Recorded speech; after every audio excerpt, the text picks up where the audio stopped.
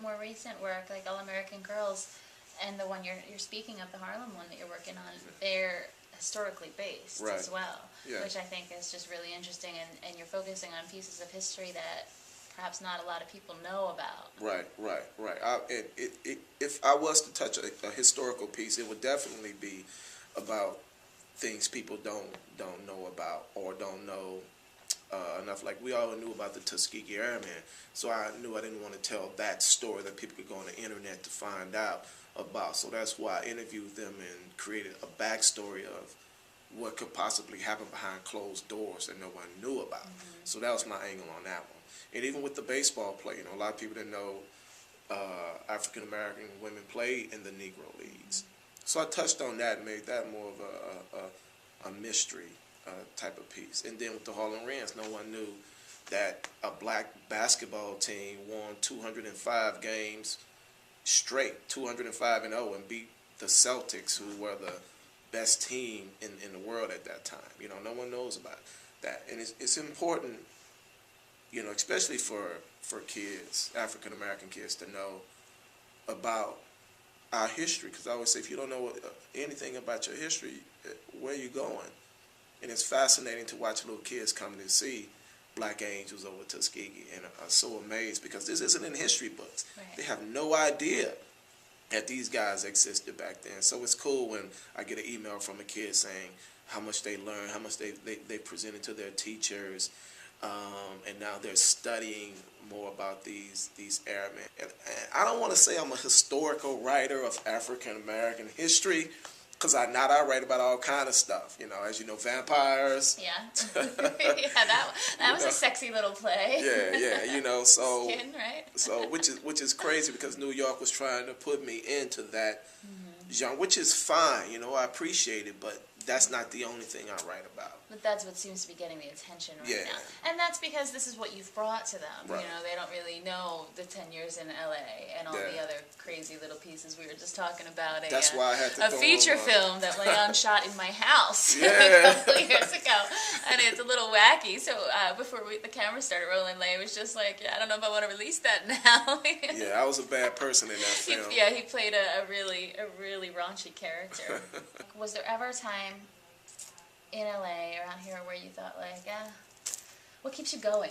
What keeps you going in those times where there was like barely enough money coming in to put the rent on, yet you're working 24/7, writing and producing? Well, perseverance. You gotta believe in your work. You gotta believe in your product. I always say, when people always say you should never put your own money in your product, I always thought that was the stupidest shit. Because if you don't believe in your own work, how you gonna expect someone else to believe in it? And I've always, anything I put up, anything I write, prime example, I just finished up a script. It's the new script for the Black Gents. It's called The Harlem Wrens. It's about the 1939 all-black basketball team that beat the Celtics for the World Championship. And I finished the play a couple weeks ago, and I was just reading it the other day. I got a book in the mail that was written by Kareem Abdul-Jabbar on his experience, what he knew about the Harlem Wrens and stuff.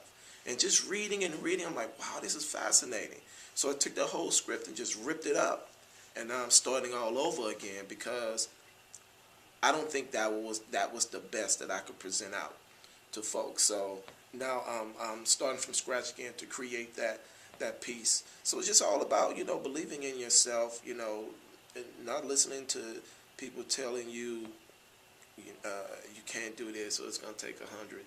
It's going to take a lot of money to do this. What are you talking about? People told us we couldn't come to New York. They said, well, our damn mind, how you going to go to New York City? The rent on this building, you wouldn't believe how much it costs to put up a play in this building. And people say, y'all can't do that. And here we are, our 2-3 week run is now ended up being a 10-month run. And now we've been extended to February. And marking our 1-year anniversary in January. And now we're in early pre-production for a Broadway run. I think that's part of us that are creating is, like you said, you get the emails from the kids that came, and it's knowing that you touched someone, anyone. Isn't it weird or weird how that's what fuels us? Yeah. And a lot of people don't seem to get that. Like, there's, like you said, back home, and for me as well, it's like, well, where's your 401k plan, and where's your 9-to-5 job, and you know, where's your health plan, and your family savings for your future. But we're like a different breed. I don't think people understand the life of an entertainer. You know, you're always out of work. You're always looking for the next job.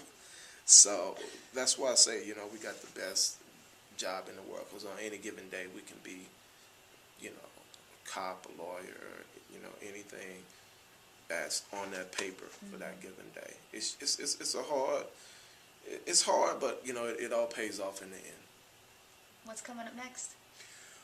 Well, like I said, Tuskegee's still going. You know, we're in early pre-productions for a Broadway run, so I'm excited. I've written it as a film. I'm also finishing it up as a book, my first book that I'm writing. Wow. Yeah, I'm excited about that. So that whole Tuskegee journey is still going on. Then there's a couple of feature films that I've written that I want to dabble in. A lot of representation are coming. It's crazy being in New York. You know, it's difficult to get these big-time agents and stuff to come see your work. Now it's like they're coming to me, which is a very good point. If you put up good stuff and you put it in high demand, they will come to you. You don't have to run to them. So right now, at this particular part of my life, I'm having fun. I'm loving what I do, and being in New York has been a true blessing. So for those of you watching, if you want to know more about Layon, it's layongray.com, and you can find him on Facebook and MySpace and all that good stuff as well. But the website goes into depth about all the different plays and projects. Yes. Yeah. Yeah. All right. Wonderful. I'm Leah Cevoli. This is Layon Gray, and we're living on a dream. Good seeing you, Leah.